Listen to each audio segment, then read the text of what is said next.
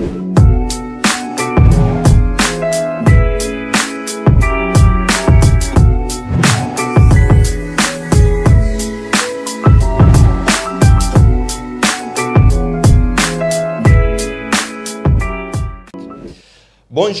ou bonsoir, ça dépend de l'heure à laquelle vous nous suivez. Mesdames et messieurs, vous êtes en tout cas les bienvenus dans votre émission Le Débat National de ce mercredi 28 juin 2023. En tout cas, plusieurs sujets sont d'actualité. On va essayer d'en discuter comme toujours avec notre invité qui est déjà sur ce plateau. Il s'agit de Jérémy Kassalé qui est communicateur du LGD, parti cher à Augustin Matata Pogno. Jérémy, bonjour et bienvenue sur ce plateau. Bonjour, cher Georges. Merci beaucoup pour l'invitation. Et comme vous venez de dire, Jérémy Kassalé est le communicateur, bien sûr, au parti politique LGD Leadership et Gouvernance pour le Développement. Il est le chargé des mobilisations et implantations du parti au niveau de la Fédération des Lukunga 1, qui est dirigée par les camarades fédérales Joseph Fedeba, que j'ai sali en passant. Un habitué du débat national aussi. Un habitué des débats nationaux, c'est d'ailleurs, vous connaissez très bien, c'est une tête qui fait trembler déjà ceux de l'Union sacrée qui sont dans Lukunga, parce que je vous annonce aussi déjà que celui-là va affronter les caciques longtemps déjà dans Lukunga, le député non élu, mais qui sont en train de dire qu'ils représentent la population de Lukunga. C'est une chaleur pour les élections à venir. Espérons qu'il y en aura. On va en parler tout au long de cette émission puisque nous allons y revenir. Il y a déjà eu lancement de, disons, la convocation de l'électorat pour la députation nationale. Vous le savez, depuis lundi, la CENI a procédé à ce lancement-là et déjà les états-majors des partis politiques sont mouvementés pour déposer leur liste des candidats députés nationaux. On va aussi parler de la sécurité ou l'insécurité qui sévit dans la ville de Kinshasa. On a cette affaire de kidnapping dans le taxi, communément appelé catch, les petites voitures. On kidnappe trop les gens ces derniers temps. Et l'autorité urbaine, avec la police provinciale, voudrait assez que l'on mette des mesures très efficaces pour éradiquer cette situation. On parle notamment d'enlever des vitres fumées, c'est-à-dire essayer de les laver pour que tout redevienne blanc. Ah oui. Et on ne veut plus de vitres fumées. Est-ce que vous trouvez cette mesure-là vraiment efficace pour qu'elle tienne à éradiquer cette insécurité? Alors, l'idée n'est pas mauvaise déjà au départ. Dire qu'ils vont commencer à vérifier les taxis catch. Et nous signalons là que ce ne sont pas toujours les taxis catch qui opèrent cette affaire-là de kidnapping. Okay. C'est une très belle initiative de dire qu'ils doivent initier cette opération, de vérifier et aussi d'interdire aux chauffeurs ou soit aux propriétaires de véhicules de ne plus mettre le fumet au fait dans leur véhicule pour que tout soit vraiment au clair, pour qu'en passant, les gens qui sont à l'intérieur soient visibles déjà. C'est une très belle initiative, alors nous les encourageons. Mais la question de sécurité dans la ville de Kinshasa, bien sûr, ce n'est pas quelque chose que nous pouvons nous limiter sur les taxis catch. Okay. Ce ne sont toujours pas ces taxis qui kidnappent les gens. Il y a aussi les opérations qui se vivent à l'interne, question de juste approfondir les idées. Dernièrement ici, chez moi au camp Luka, okay, il y a eu des personnes qu'on a d'ailleurs interprétées qui sont des Rwandais au camp Luka. Ils ont tabassé deux personnes disant qu'ils sont des fous. Compte-nous de leur morphologie. Ils avaient des monnaies, les $100, des billets de $100 qui sont venus changer. Un est venu changer pour acheter ne fût-ce que le pain. Qui les a appréhendés? La population? La population, c'est seulement la population. Il n'y avait même pas la police aux côtés. Il n'y avait que la population qui a dénoncé cette affaire. La population, la police est intervenue maintenant après pour les amener je ne sais où. Et alors, cette opération, si ça va se limiter seulement dans les taxis bis, etc., ça n'aura pas l'impact. Vous estimez que ça puisse être élargi même dans ce secteur-là? On voit beaucoup de fous, mais parfois ce sont des fous qui se sont maquillés, ce sont des personnes qui réfléchissent et qui veulent mettre en place des stratégies peut-être pour nuire. Donc, il faut approfondir l'initiative, il faut vraiment approfondir et aussi essayer un peu de renforcer les mesures de sécurité. Il y a des secteurs où il y a plein de populations, il y a vraiment tel que Kanlouka, j'insiste sur Kanlouka parce qu'il y a une foule là-bas. Okay. Il y a plein de gens au Kanlouka, mais il n'y a pas assez de bureaux de la police, il n'y a pas assez de souciates. Vous allez compter de quartier 1 jusqu'à arriver quartier 6, peut-être 3, 4, 5 souciates. Mais comment est-ce que cette population sera bel et bien sécurisée? Donc nous appelons encore nos autorités sur cette affaire parce que dernièrement ici, il n'y a pas 5 mois passés, le général Kassongo avait opéré avec ces policiers, bien sûr, l'opération des bouclages. Des bouclages, ils avaient arrêté des jeunes, ils avaient vraiment arrêté plein de jeunes, mais je ne suis pas sûr que c'était vraiment des Koulouna qui étaient partis. Il y avait aussi des innocents, mais il faut approfondir cette opération. Nous, Jérémy Kassal ainsi que d'autres jeunes ressortissants de Kanlouka, nous avions encore appelé la police à multiplier des stratégies pour détecter ces jeunes Koulouna qui créent de l'insécurité dans cette zone de la capitale congolaise. Mais jusque-là, nous ne voyons toujours pas cette accélération ou soit cet renforcement des capacités en termes de souciat qui est toujours jusque-là incapable de sécuriser la population de ces coins. Mais si on doit rester un peu dans ce secteur-là des voitures catch, on se rendra compte que depuis un certain moment, le gouvernement provincial a essayé d'identifier les véhicules qui opèrent dans le secteur des transports en commun. On les a dotés des numéros et des codes QR. Est-ce que tout ça, ça a servi à quelque chose pour éradiquer cette question d'insécurité qu'on continue à déplorer aujourd'hui? Nous pouvons dire que leur stratégie peut être de doter à chaque véhicule, ou soit de vendre, chaque véhicule doit payer le numéro QR.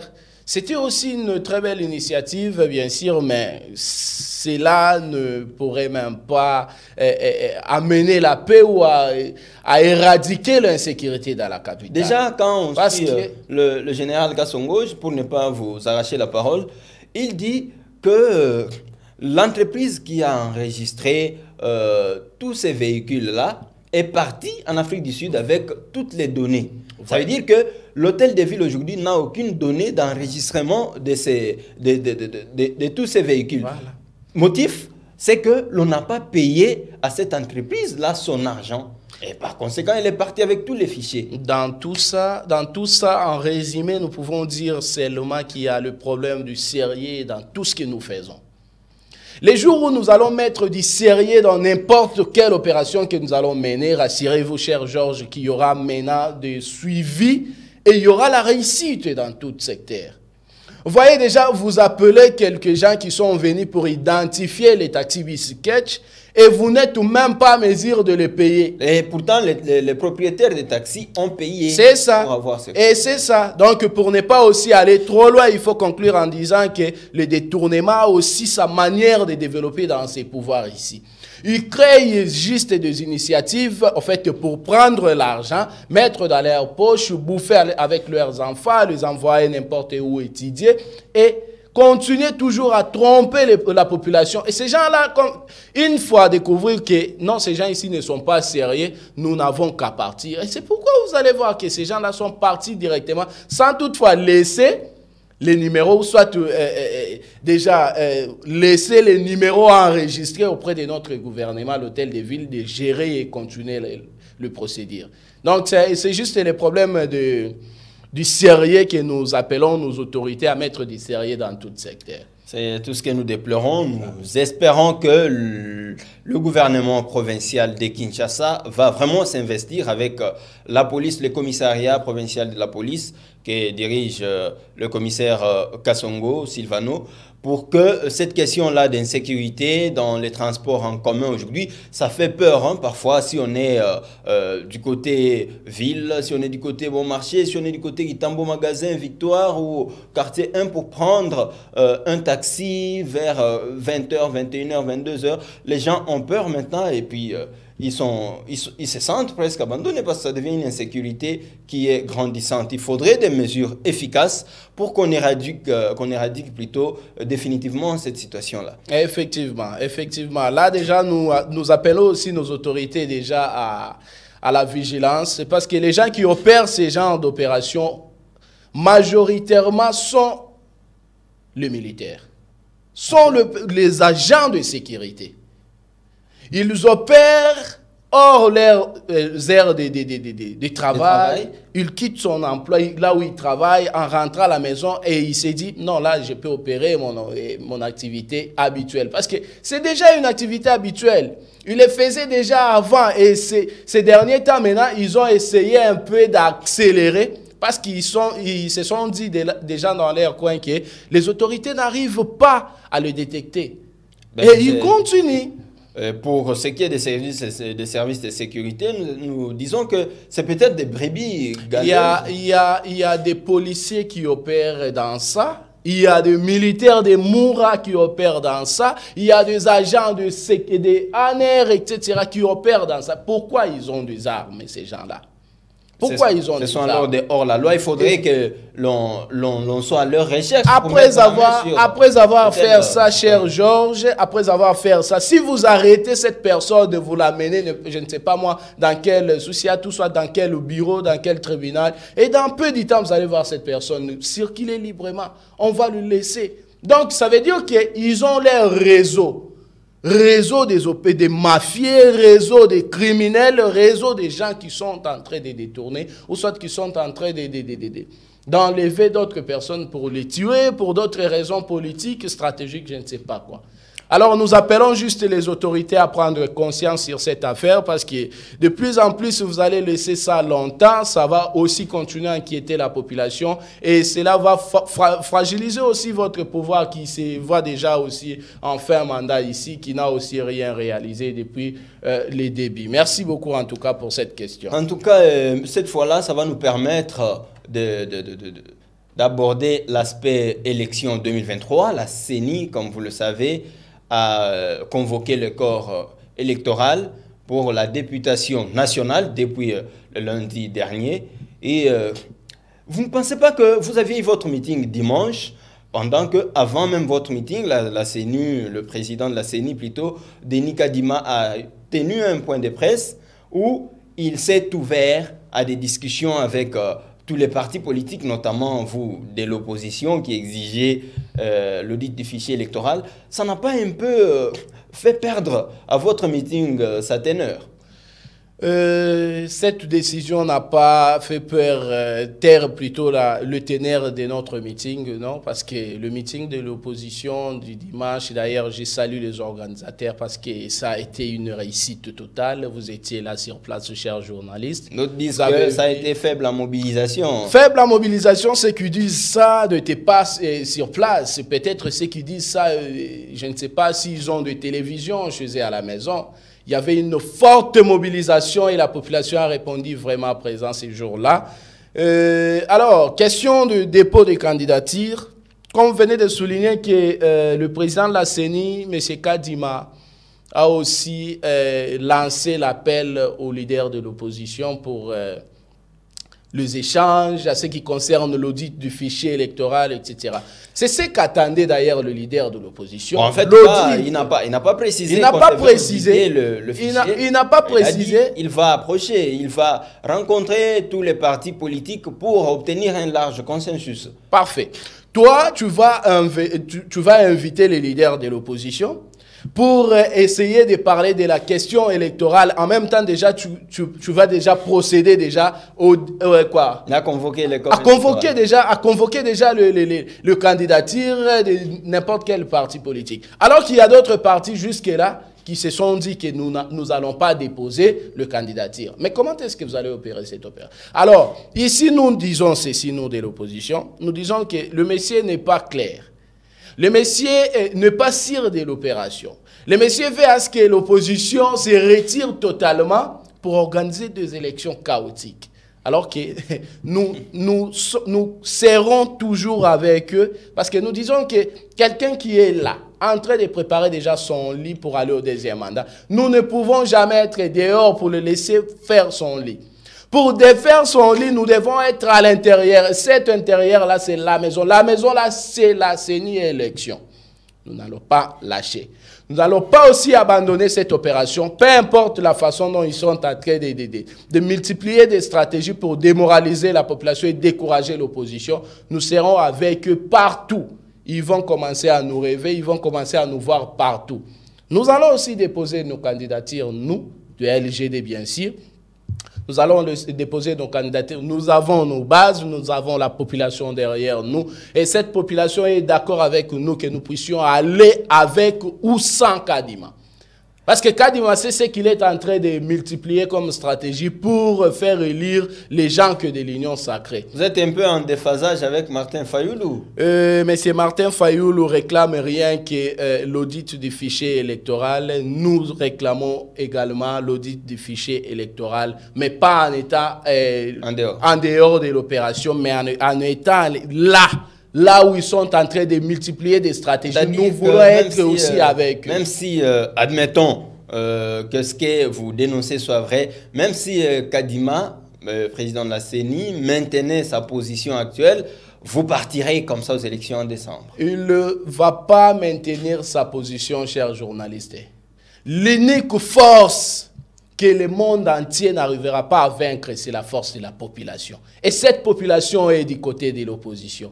Et c'est l'opposition aujourd'hui qui va imposer à M. Kadima d'appeler encore les leaders de l'opposition ainsi que de la société civile pour revoir, auditer ce fichier-là. Et nous finirons par auditer le fichier de cette CENI ici manipulée.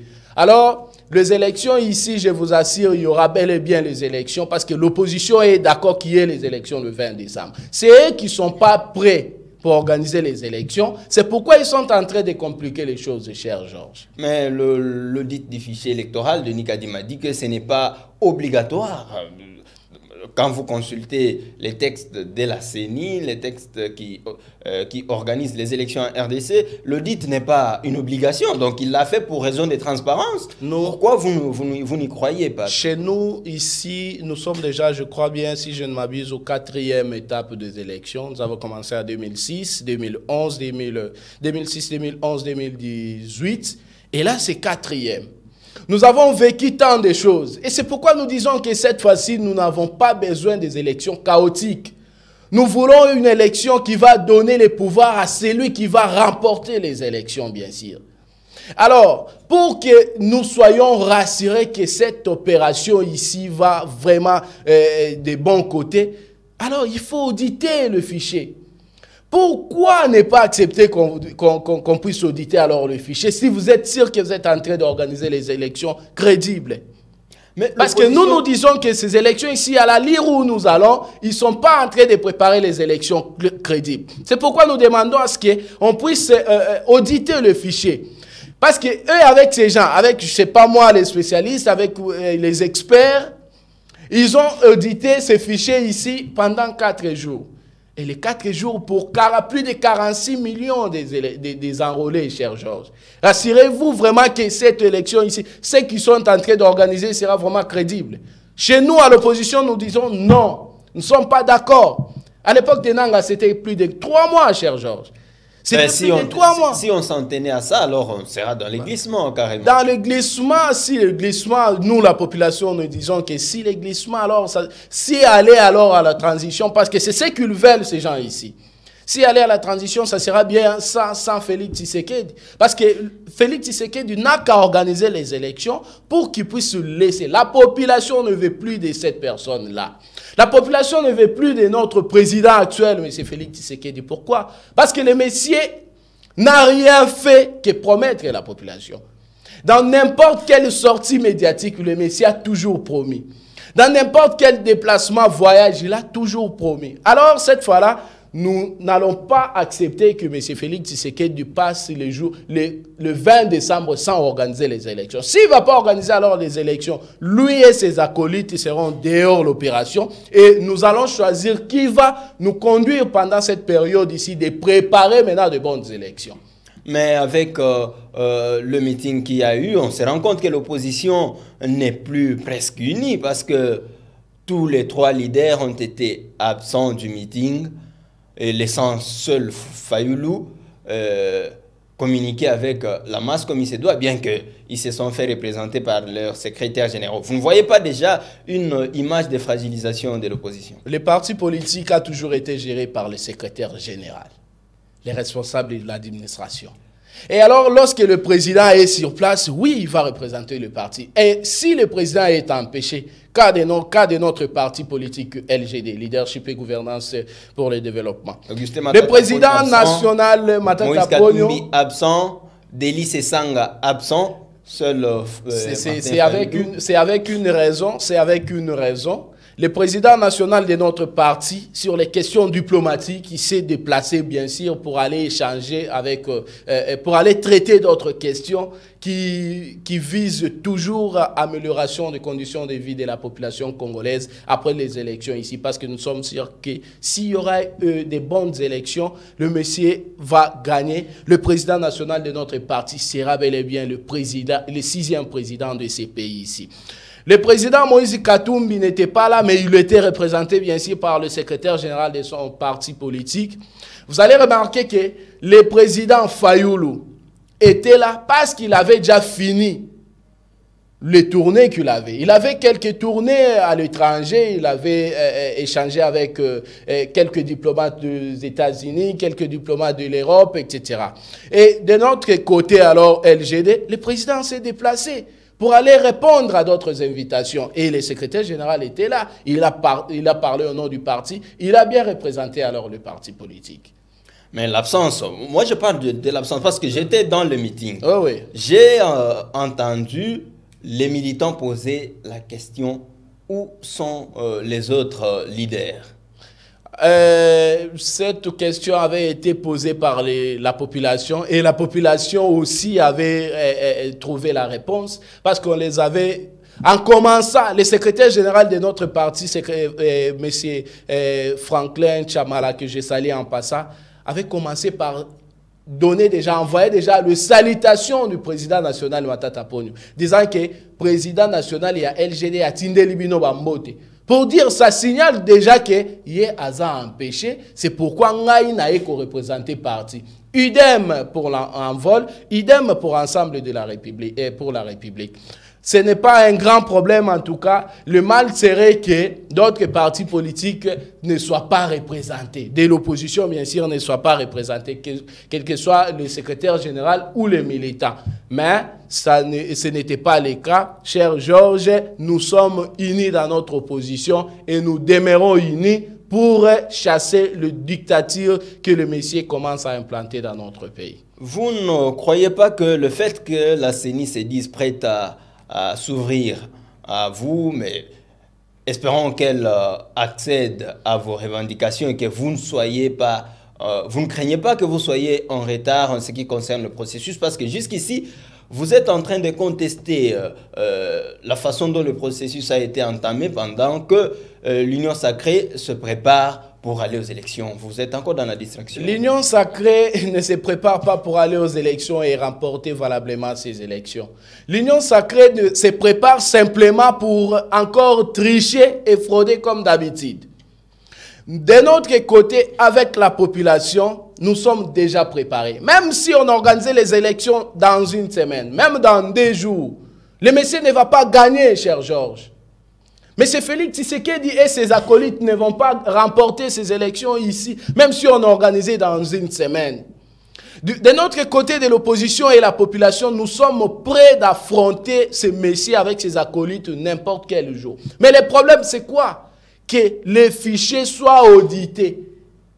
Le problème, c'est quoi? Que nous soyons rassurés que ces élections ici sera une très bonne élection qui va donner les pouvoirs à la personne qui va en rapporter. Que ces élections ici soient vraiment crédibles comme nous les souhaitons.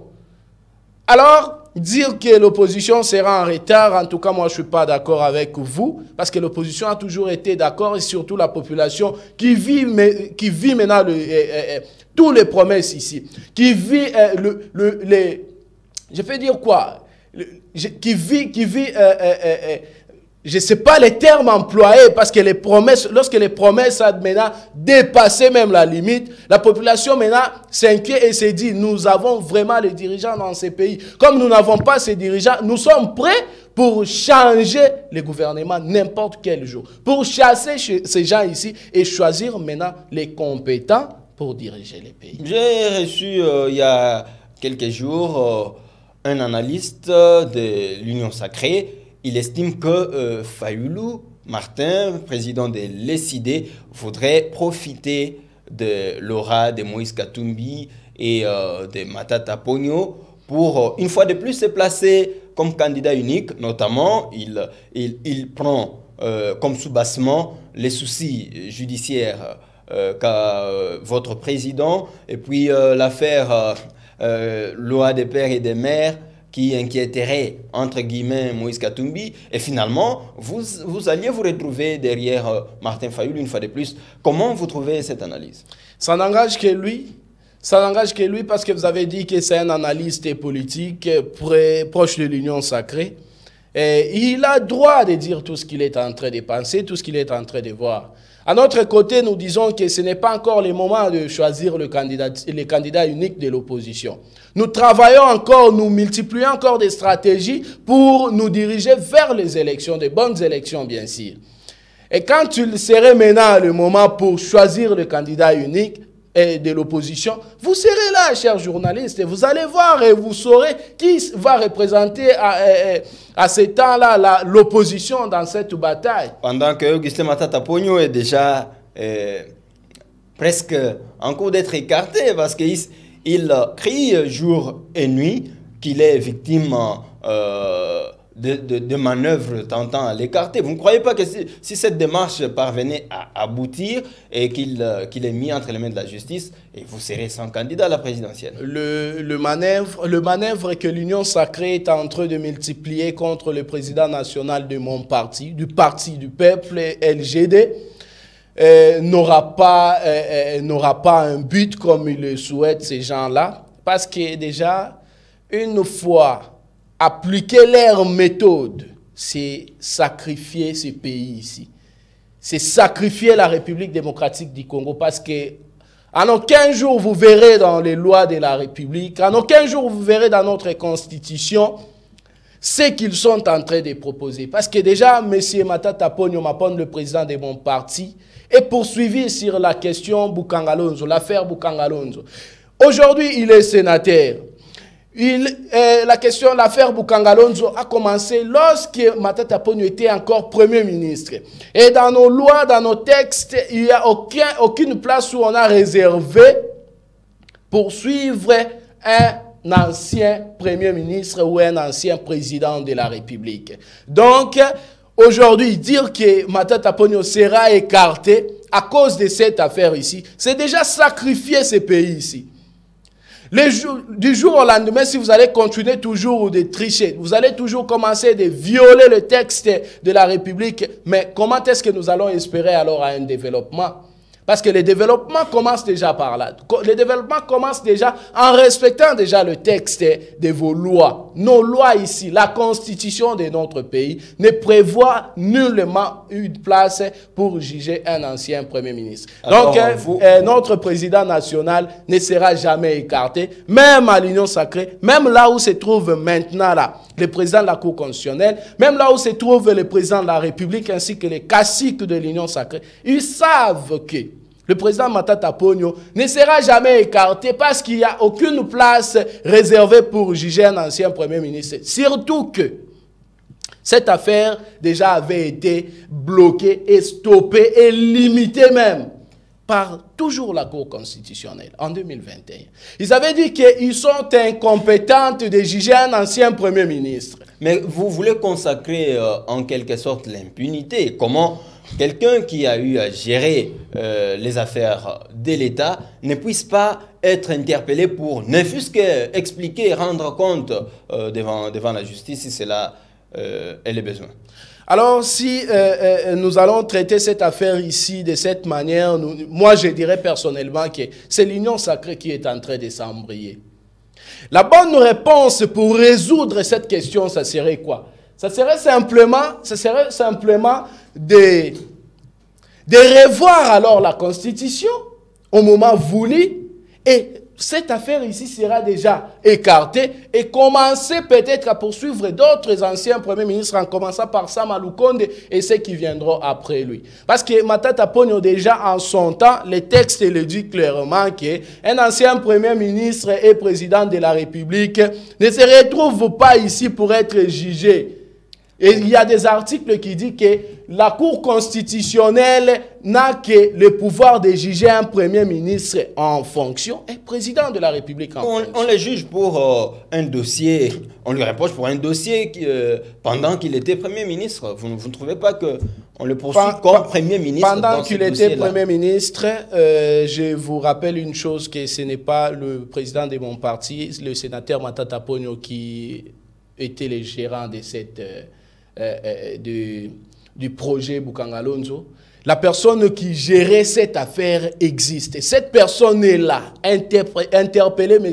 Christo Globler. Il va vous expliquer comment est-ce qu'il avait actuellement, géré cette le affaire. président Matata Ponyo a développé un nouveau style de communication où il répond aux questions à travers des shorts vidéo qu'il balance dans les réseaux. Comment vous trouvez ça? Est-ce une façon aussi de rendre les comptes à la population? Effectivement, il n'a qu'à répondre à la population, parce que cette population-là se soucie matin, midi, soir de cet acharnement ici envers sa personne. Ces questions-là, il les récolte où? Il récolte les questions sur Twitter, il récolte les questions sur Facebook, il récolte les questions partout. En tout cas, même si vous avez son numéro, je ne sais pas moi, si vous voulez passer même à notre parti, vous rencontrez le président, il va vous répondre. Il va vous répondre. Ça veut dire que la population souffre maintenant de cette silence. Le silence ici, qui est le vide constitutionnel, qui ne permet pas à ce que le président national de mon parti puisse apparaître pour être jugé. Maintenant, la question Bukangalonzo reste comme un grand problème devant notre président, que l'Union sacrée commence à multiplier des stratégies pour dire qu'il avait détourné, Raison pour laquelle il a créé ces stratégies ici, pour commencer à répondre à la population, qui avait bel et bien le projet Bukangalonzo, qui a débuté tel jour, qui a opéré ça, qui a sorti ça, parce qu'il y avait des récoltes dans Bukangalonzo. Il doit expliquer ça à la population pour que la population s'en prenne déjà de la situation. Alors, peut-être on est en train de chuter déjà parce qu'on est en dépassement des temps. Vous aviez suivi différentes réactions actuellement entre les prélats catholiques, notamment Monseigneur Donatien Cholet ou le cardinal Fridolin Ambongo, et la réaction aussi de l'UDPS, mais aussi dans le message du chef de l'État Mboujimaï. Vous voyez naître une certaine tension entre le pouvoir et l'Église catholique. Est-ce que vous, l'opposition, vous avez acheté la Senko ou les prélats catholiques? La Senko ou l'Église catholique a toujours été là, a toujours été du côté de la population. Et c'est depuis longtemps que cette église ici œuvre toujours à côté de la population. On dit qu'elle prend part pour les opposants. Il a toujours été là pour les questions qui ne marchent pas bien, pour interpeller les autorités de bien diriger, de bien faire la chose, afin que la population se trouve dans sa place, afin que la population se retrouve bien gouvernée ou bien dirigée.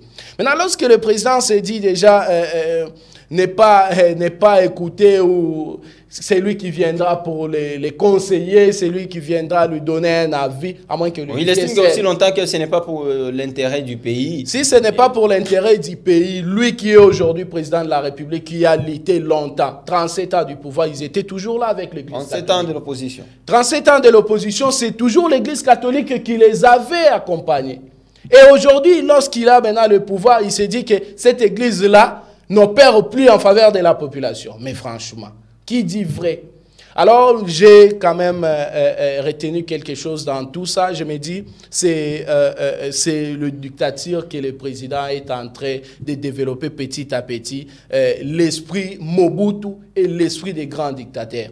Malheureusement, les grands dictateurs savent que la fin de ce que je suis en train de faire ne sera pas une très bonne chose. Ça serait toujours ma disparition totale.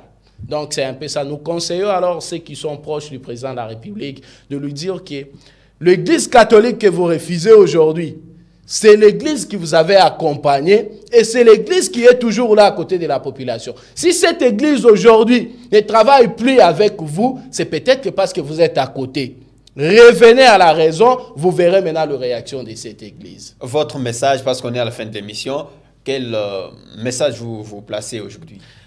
Le message que je vais placer aujourd'hui, c'est d'abord au gouverneur de la ville de Kinshasa. Okay. Malheureusement, on n'a pas longtemps parlé de lui ici. On va parler des sessions aussi. On n'a pas parlé longtemps de M. Gentini Ngobila. En tout cas, le gouverneur de la ville de Kinshasa, je vous salue en passant. Bana ya kan luka bazo souffrir ndeko Gentini Ngobila. Bana kan luka bazo souffrir pona makambo etali mwinda. Ba éclairage public oyo ndeko Kimbuta atikela bango ekufi nyonso. Mais yo wana oye na projet lobby ke otie mwinda na kwen nyonso ya capital. Mais kwen oyo kan luka bosani yango pona nini? O abandonné kan luka longtemps. Po wana ya kan luka bozoku misabino union sacrée, union sacrée, union sacrée. Tozobo ya misala te toza na posa développement. Mais bon avancer vite kasi pour que po wana musale sila.